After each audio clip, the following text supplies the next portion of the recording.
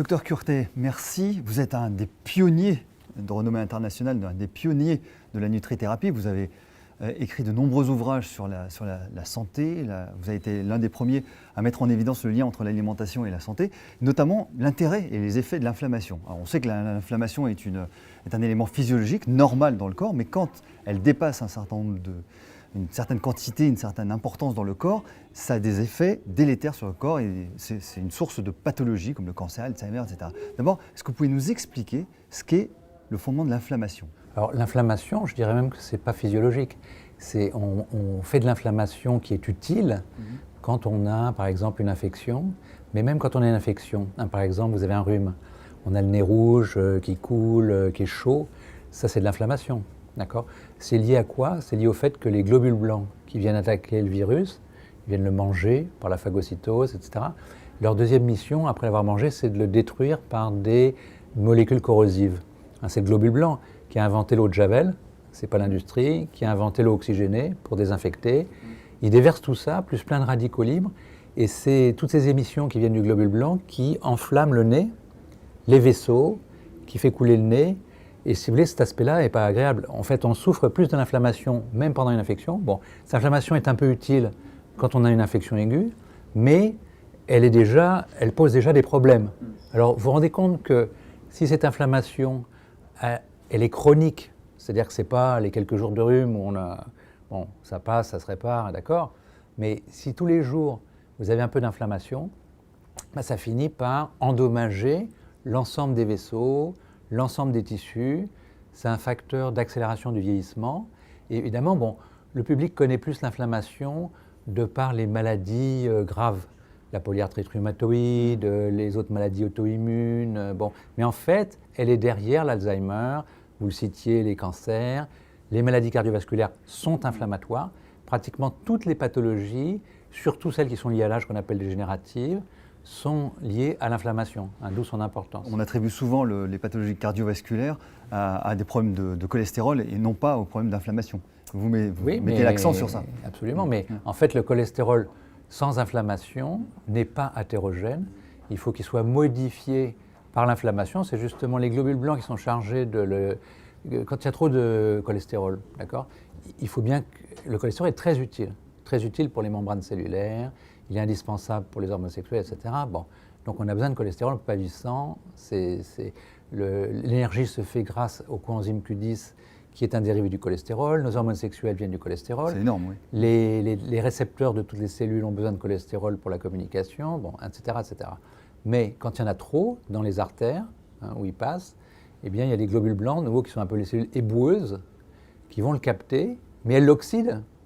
Si elle l'oxyde, il ne peut plus repartir sous forme de bon cholestérol, le HDL, le fameux, qui repart par la bile, et donc il reste bloqué. Et c'est donc ce cholestérol modifié, en particulier par l'inflammation, qui va être athérogène. Et donc en fait, on peut dire, c'est pour ça qu'on dit que les maladies cardiovasculaires sont inflammatoires. Est-ce qu'à votre sens, il y a une chronobiologie de l'inflammation ? Est-ce qu'il y a des cycles dans l'inflammation ? Alors, la chronobiologie, oui, mais c'est général, ce n'est pas spécifique à l'inflammation. C'est-à-dire que la journée, on bouge, on pense, et en fait, penser, ça prend beaucoup d'énergie. Le cerveau ne pèse que 2 à 3% du poids du corps, mais pompe 20 à 30% de l'énergie, l'oxygène, du sucre, etc. Donc la journée, eh bien, on pompe beaucoup d'énergie, donc il n'y a pas beaucoup d'énergie pour lutter contre l'inflammation, pour lutter contre les maladies infectieuses, pour se réparer, pour réparer nos gènes, etc. Tout ça, ça se fait la nuit, d'accord ? Donc, c'est la nuit qu'on répare le plus les dégâts inflammatoires, qu'on mobilise nos défenses anti-inflammatoires, qu'on répare les dégâts faits par l'inflammation. Donc il y a une chronobiologie de l'inflammation. Quels sont à votre sens les grands principes d'un mode de vie anti-inflammatoire ? Alors la première chose qu'on constate, c'est vaste, je sais, mais... La première chose qu'on constate, c'est que l'alimentation actuelle est extrêmement inflammatoire.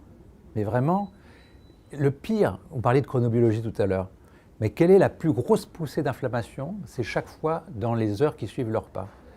On fait des prises de sang, aux gens avant le repas et au fur et à mesure du temps après le repas, ils ont une inflammation qui monte comme ça et qui ne redescend que quelques heures après le repas. Donc, c'est quoi l'indicateur, pardonnez-moi, l'indicateur de il y en a plein. Il y en a plein. Il y a la C-réactive protéine, l'interleukine 6, les endotoxines. Ça se mesure, ça, tout ça. Bien sûr, D'accord. bien sûr, sans problème. Donc, si vous voulez, on a une inflammation qu'on appelle postprandiale après les repas. Donc, au petit déjeuner, si vous mangez des croissants cramés, voilà. Bon, à midi, une viande grillée, bon, etc. Vous avez l'inflammation qui monte pendant plusieurs heures. Elle n'est pas redescendue le temps que vous fassiez le repas suivant, et donc ça repart. Et la moitié de la nuit, vous avez l'inflammation, et c'est qu'en fin de nuit que les gens ont plus d'inflammation. Bon. Donc, la première chose à dire, pour répondre à votre question, c'est de choisir une alimentation non pas inflammatoire, mais au contraire, on peut choisir une alimentation anti-inflammatoire. Alors, ça consiste en quoi en pratique? Déjà, c'est d'éviter les trucs cramés. C'est la viande trop cuite, les poissons roussis ou carbonisés, ce qu'on appelle des molécules de Maillard, c'est très inflammatoire. Quel est l'aliment le plus inflammatoire? C'est la viande. Pourquoi? Parce que le fer est un métal dont on a besoin, mais si on en a trop, et dans la viande il y en a beaucoup, c'est ce qu'il y a de plus inflammatoire, c'est le minéral le plus inflammatoire avec le cuivre. Bon. Quel que soit son mode de cuisson? Quel que soit son mode de cuisson. Oui. Ça n'a rien à voir avec le mode de cuisson. D'ailleurs, l'industrie agroalimentaire commande à des chercheurs de la viande sans fer pour éviter, puisque le cancer du côlon, vous avez vu, augmente avec, c'est lié au fer, principalement, qui est dans la viande. Bon. Donc, la viande à cause du fer. Mais pas seulement. C'est que la composition en acides aminés, c'est les briquettes qui forment les protéines, la viande, c'est beaucoup de protéines. On met en avant la viande, protéines, c'est les protéines idéales. Pas du tout. Puisque en mangeant 2 végétaux complexes comme les légumes secs et les céréales, on a des protéines complètes, donc on n'a absolument pas besoin de la viande. Les gorilles, les taureaux, des animaux très forts sont végétariens, ils ne manquent pas de muscles et tout. Okay, oui. Et deuxièmement, il y a beaucoup trop de fer associé à la viande, alors que le fer végétal est très pauvre, voilà. Et troisièmement, ce n'est pas du tout les mêmes acides aminés. Il y a dans la viande les acides aminés qui forment le muscle. Quels sont-ils? C'est leucine, isoleucine, valine. C'est un peu technique, mais ce qu'il faut retenir, c'est que ces acides aminés ont 2 inconvénients absolument majeurs. Le premier, c'est que la leucine est l'acide aminé le plus inflammatoire qui existe. Il allume un truc qu'on a découvert grâce à l'île de Pâques, parce qu'à l'île de Pâques, qu'on appelle Rapa Nui, on a découvert une bactérie qui contenait une molécule qu'on appelle la rapamycine, qui est anti-inflammatoire. Et qui, quand on la donne, ça allonge la durée de vie des animaux. Ce qui rappelle ce que j'ai dit tout à l'heure, c'est que l'inflammation est liée à la vitesse du vieillissement. Plus vous avez de l'inflammation, plus vous vieillissez vite et plus vous faites les maladies liées à l'âge. Mais bon, donc on trouve cette molécule dans une bactérie de l'île de Pâques, la rapamycine, et on découvre qu'elle a une cible, c'est d'inhiber une voie qui s'appelle mTOR. Bon, c'est une voie un peu technique, mais c'est le chef d'orchestre de l'inflammation. C'est un des grands chefs d'orchestre de l'inflammation. Okay. Et donc, quel est le déclencheur? C'est la leucine. L'acide aminé qui a beaucoup trop dans la viande, mais il y en a aussi beaucoup dans les produits laitiers inflammatoires. Et dans le maïs, c'est un végétal, c'est rare. Les végétaux, normalement, ne sont pas très riches en leucine, mais le maïs est une exception. On en fait beaucoup trop aussi. Tout ce que je dis, ça a des implications pratiques, de choix personnels. Bien sûr. Si on veut avoir une alimentation anti-inflammatoire, autrement dit, il ne faut pas manger autant de viande, il ne faut pas manger autant de produits laitiers, et le maïs, ce n'est pas le meilleur végétal, mais enfin bon, voilà. Mais il y a encore autre chose dans la viande qui est pro-inflammatoire, c'est les acides gras. Beaucoup de graisses saturées pro-inflammatoires et des acides gras oméga 6 parce qu'on nourrit les animaux avec quoi? Avec des tourteaux de maïs qui sont bourrés d'oméga 6. Bon, en plus, je rajoute, la plupart OGM, grâce à la déforestation des prairies d'Amérique du Sud, bon, ces OGM, ils sont arrosés de Roundup, le fameux glyphosate carcinogène. Les Français et les Européens ne veulent pas manger d'OGM, mais ils ne savent pas qu'ils en bouffent tous. Parce que 90% des animaux d'élevage sont nourris aux OGM arrosés de glyphosate. Là, il y a un petit problème, d'accord? Et ce n'est pas tout. C'est que dans la viande, il y a des bactéries et des virus, plus qu'ailleurs, beaucoup plus que dans les végétaux. Et même cuits, entre 70 et 80% des poulets, c'est une étude officielle de l'Europe, de la Commission européenne, contiennent du campylobacter.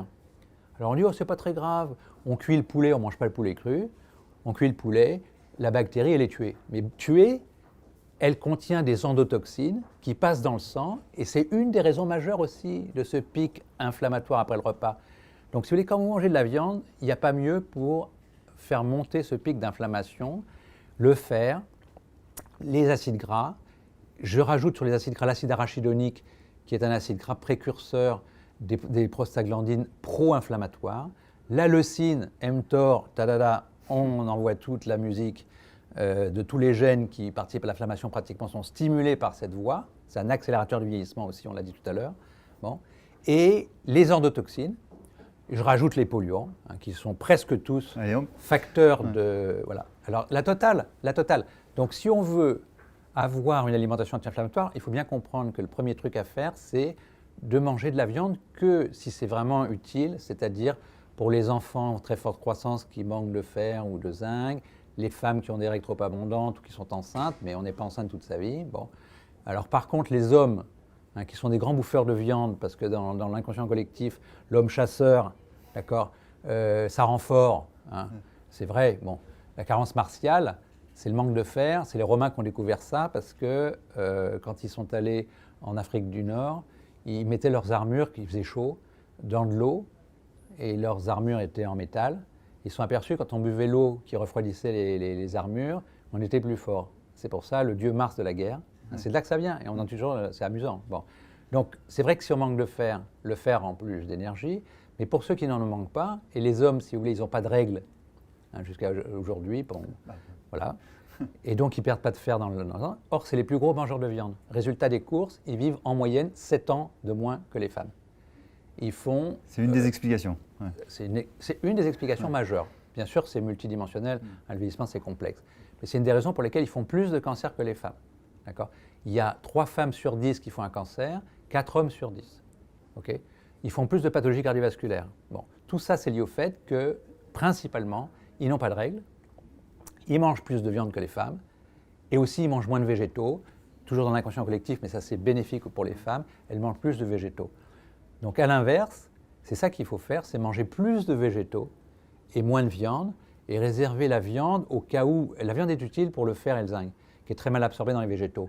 Donc il y a besoin de fer et de zinc, les femmes enceintes, je l'ai dit, les enfants forte croissance, l'ado qui prend 15 cm dans l'année, c'est bien. Mais ça, c'est pas toute la vie. Les hommes et les femmes après la ménopause n'ont plus besoin de viande. Bon, après, si vous en mangez... Vous ne l'interdisez pas complètement, voilà. Il ne s'agit pas de l'interdire. Voilà, c'est ça. Et vous après, chacun fait ses choix. Voilà. Moi, ma politique, si vous voulez, c'est de dire, bon, si quelqu'un veut être végétalien, je comprends très bien, parce qu'il y a aussi l'éthique, bon, plein de choses, ça c'est un choix philosophique, mais sur le plan nutritionnel, on n'est pas obligé de ne pas manger de viande non plus. Bon. Donc, mais par contre, autant manger de la viande de très grande qualité, organique, etc., que pour des occasions festives, bon, sauf chez 10 et quelques catégories. Ouais. Mais... Et l'activité sportive pour l'activité physique, évidemment. Ouais. Bien sûr, bien dormir, éviter la pollution, qui est pro-inflammation, on l'a dit. Bon, on peut faire plein de choix pour assainir l'environnement et réduire aussi son inflammation, bien sûr. Docteur Curtet, merci d'avoir répondu à nos questions. Avec plaisir.